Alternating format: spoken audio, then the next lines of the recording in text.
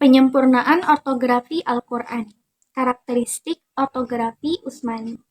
Dalam Mushaf Utsmani terdapat beberapa karakteristik. Di antaranya yang pertama adalah ada harf atau digabungkan dalam pengucapannya. Contohnya yaitu kata amma yang umumnya digabungkan, namun pada surat ke-7 ayat 166 kata amma menjadi dipisah. An-ma. Kemudian kata imma yang pada umumnya biasanya digabungkan, namun pada surat ke-6 ayat 134 kata an-ma dipisah. Namun untuk aturan ini sebenarnya tidak ada aturan bakunya. Kemudian yang kedua, huruf-huruf vokal seperti wawu, alif, dan ya yang biasanya menjadi simbol panjang pada bahasa Arab, namun dalam tulisan kufi, penghilangan alif merupakan salah satu ciri khas ortografinya. Contohnya dalam kata ya ayyuha. Kemudian huruf vokal ya yang biasanya dihilangkan ketika bertemu dengan huruf yang senada, contohnya kata an-nabiyina, namun pengecualiannya terdapat pada ayat ke-18 surat 83 kata iliyin yang mana terdapat dua huruf ya pada kalimat tersebut. Kemudian juga pengecualiannya terdapat pada bentuk kausafi atau sababiyah, kata hayu, contohnya huyitum, dan kata afa'ina pada surat ke-50 ayat 15. Kemudian huruf vokal wawu yang menjadi lambang dari u biasanya juga dihilangkan ketika terdapat huruf yang sama. Contohnya yaitu pada kalimat yastaun. Kemudian wawu juga dihilangkan pada kata ru'ya. Surat ke-12 ayat 43. Kemudian dalam aksara kufi juga terdapat pergantian alif lainah dengan alif biasa. Contohnya yaitu dalam surat ke-15 ayat 99 kata hatta yang biasanya ditulis dengan menggunakan alif lainah, namun pada aksara kufi ditulis dengan menggunakan alif biasa. Kemudian Abu Hatim Al-Sijistani juga melaporkan dalam manuskrip Mekkah kata ja'a yang biasanya ditulis dengan huruf jim, alif, dan hamzah, namun pada manuskrip Mekkah ditulis dengan ja'a dengan huruf jim, ya, dan alif. Tulisan seperti ini juga ternyata digunakan dalam mushaf Ubay bin Ka'ab. Kemudian dalam ortografi Al-Quran lama, hamzah jarang diartikulasikan. Bahkan kebanyakan kasus hamzah dihilangkan atau digantikan dengan huruf wawu atau iya. Hal ini sejalan dengan dialek Quraisy dan Hijaz. Kemudian dalam beberapa kasus, huruf sin seringkali menggantikan shod.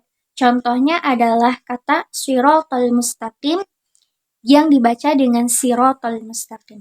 Bagian kedua, latar belakang penyempurnaan rasm Al-Quran. Pada zaman Utsman, pengkodifikasian Al-Quran itu disebabkan beberapa hal, yang mana alasan utamanya adalah untuk menghindari perpecahan antar kalangan yang terjadi karena perbedaan membaca Al-Quran atau teks Al-Quran. Dengan itu, adanya qiraah sab'ah juga merupakan antisipasi dari menghindari perpecahan tersebut. Qiraah sab'ah terdapat beberapa perbedaan. Contohnya yaitu lafaz nun syizuha dalam qiraah Asim yang diriwayatkan oleh Hafs. Namun dalam qiraah Nafi yang diriwayatkan oleh Warsy dibaca nun syiruha. Ini dikarenakan karena adanya perbedaan penempatan titik diakritis. Namun hal ini sama sekali tidak mempengaruhi arti keseluruhan ayat. Kemudian ada juga perbedaan yang menyangkut vokalisasi. Contohnya dalam surat kedua ayat 125 dalam riwayat Hafs dibaca dengan wattakhidhu, sedangkan dalam riwayat Warsy dibaca dengan wattakhadhu. Kemudian juga terdapat perbedaan rangkaian konsonan. Contohnya yaitu surat kedua ayat 222 dalam riwayat Syu'bah dibaca dengan yattoharna, sedangkan dalam riwayat Hafs dibaca dengan yathurna. Yang pertama diartikan dengan mencampuri istri yang haid hingga mereka mandi atau bersuci setelah haid. Sedangkan yang kedua diartikan dengan suci, yaitu larangan menggauli istri yang sedang haid hingga darah haidnya berhenti. Ketiga, penyempurnaan Rasm Al-Quran. Ziyad ibnu Samiyah yang ketika itu menjabat sebagai gubernur Basrah meminta kepada Abu al-Aswad ad-Du'ali untuk menciptakan tanda baca dalam Al-Quran untuk menghindari kekeliruan dalam membaca Al-Quran. Yang kemudian pada masa Khalifah Abbasiyah, tanda baca itu disempurnakan oleh Al-Khalil ibnu Ahmad. Karena itu, bagi mereka yang mengintroduksi Scorpio Plena dalam penulisan Al-Quran, menganggap bahwa Mushaf Utsmani tidak bersifat tauqifi. Begitu juga menurut Abu Bakar Al-Baqillani menegaskan bahwa Al-Quran atau hadis tidak mewajibkan cara tertentu untuk penulisan mushaf.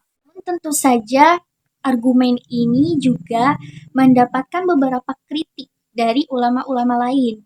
Contohnya yaitu Labib Al-Said yang mengumpulkan beberapa argumen untuk membantah pendapat ulama-ulama yang memperbolehkan introduksi Scriptio.